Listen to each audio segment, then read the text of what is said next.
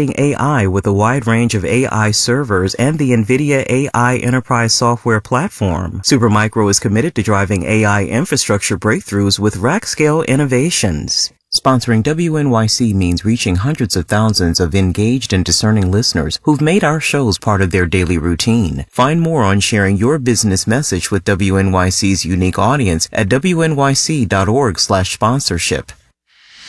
This election season is proving once again that anything can happen. And when it does, you'll hear about it on WNYC. With regular updates from NPR, the BBC, and WNYC's local newsroom, you'll get the latest news and hear in-depth conversations and perspectives, so you can decide where you land on the issues. Stay with WNYC for election coverage on 93.9 FM, AM 820, or live streaming at WNYC.org. And that election coverage includes election night, up-to-the-minute results as they come in from all the national and local races right here on WNYC. That starts at 7 o'clock on Tuesday, right here on WNYC. Yes, and if you have to be out the door by 7 a.m. this morning, you've got about 10 minutes to do so. It's Friday, November 1st, and later on Morning Edition, The Cure hasn't released a new album in 16 years. For nearly that long, band leader Robert Smith has been teasing fans with the possibility of new music. It's finally here. Robert Smith will tell us about it coming up ahead in the next hour of Morning Edition. Right around the corner, however, it's the Marketplace Morning Report. Weather-wise, 69 degrees currently. These few clouds we have will eventually clear out by the mid-afternoon, and today will again be warm, 79 degrees for our high later this afternoon. Tonight, clear with a low in the 40s. We're at 69 now.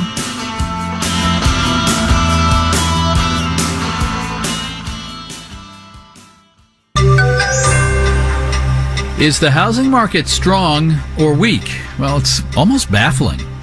Marketplace Morning Report is supported by Bitwarden, with a reminder that a password manager for business can be a crucial investment in protecting employees, executives, and IT teams. Bitwarden.com.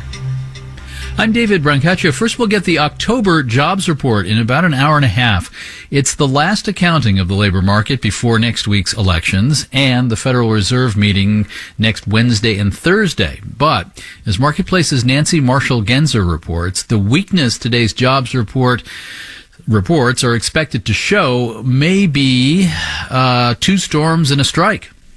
There will be a number of distortions in the October jobs report caused by Hurricanes Milton and Helene and strikes at Boeing and other companies. Federal Reserve Board Governor Christopher Waller summed it up this way in his speech last month. This report will most likely show a significant but temporary loss of jobs from the two recent hurricanes and the strike at Boeing. I expect these factors may reduce employment growth by more than 100,000 jobs. That's because some of the workers affected by the hurricanes and strike weren't getting a paycheck during the survey period for the October jobs report, so they showed up as unemployed. Economists expect this to be temporary, and the tea leaves do look pretty good, with first-time applications for unemployment benefits falling. The Fed slashed interest rates by 0.5 percentage point at its last meeting in September, largely because of weakness in the labor market. It's expected to cut rates by 0.25 point when it meets next week. I'm Nancy Marshall-Genzer for Marketplace. Striking machinists at Boeing will vote on a new contract offer on Monday. This one raises pay some more, up to 38% over 4 years. But apparently little movement on pension demands. Union members have rejected two previous packages that the union had recommended.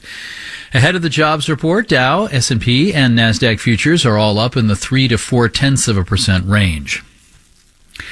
Retail gas prices are pointing to the national average dropping below $3 a gallon for the first time since 2021. It's at $3.12 a gallon, national average today, according to AAA. Yet Middle East tensions have been pushing up wholesale oil prices, up more than 2% at the moment. Crude is still under $71 a barrel. Marketplace's Nova Safo has more.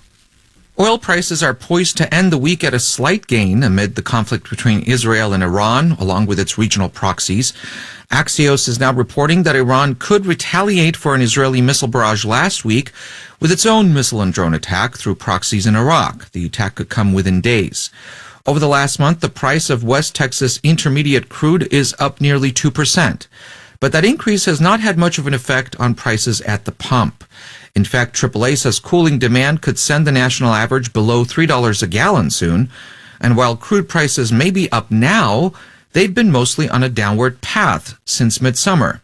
That's despite efforts by Saudi Arabia, Russia, and OPEC Plus, the cartel of oil-producing nations, to push up prices.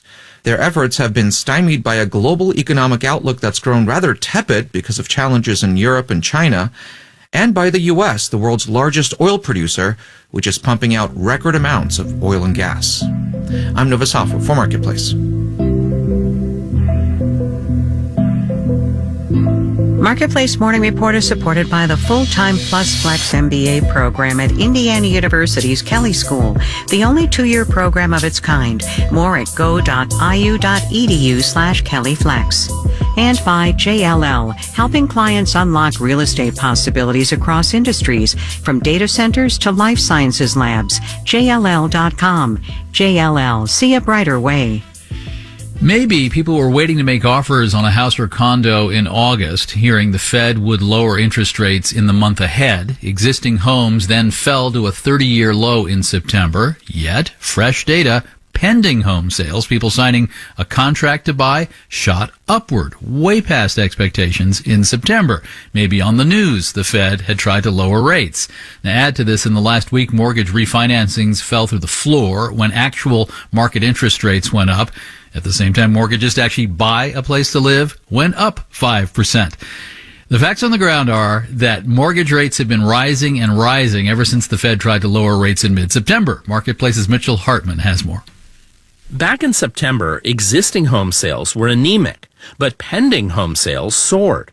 Mortgage rates fell to just over 6%, but in the last few weeks, they've risen again to around 6.75%.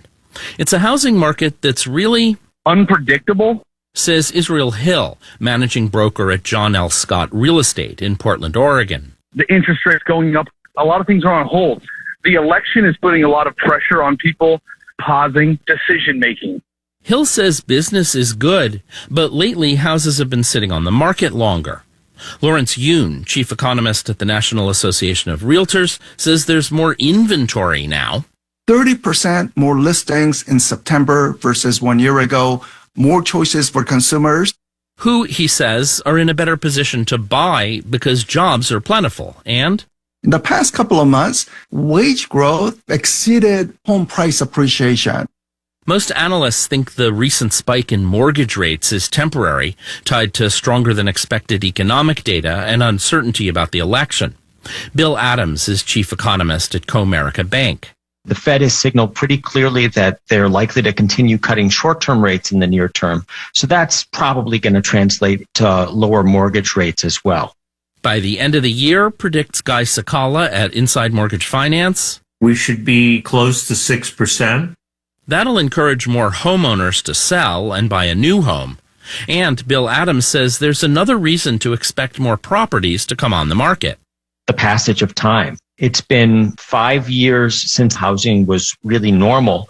A lot of Americans have become empty nesters, or they've had kids, or divorced or separated, and so the housing that they had no longer fits their lifestyle. Meanwhile, home buyers are finally getting used to higher mortgage rates, says Portland broker Israel Hill. Because of the new normal, like nobody's thinking the interest rates are going to be at 3%. Which is a good thing, says Mike Fratantoni at the Mortgage Bankers Association. Having mortgage rates twice as high as those record lows, I think it's taken some getting used to, but from the longer sweep of history, a 6% rate is a good rate. After all, from the late 1970s to the early 1990s, mortgage rates rarely dipped below 10%. I'm Mitchell Hartman for Marketplace. And I'm David Brancaccio. You're listening to the Marketplace Morning Report.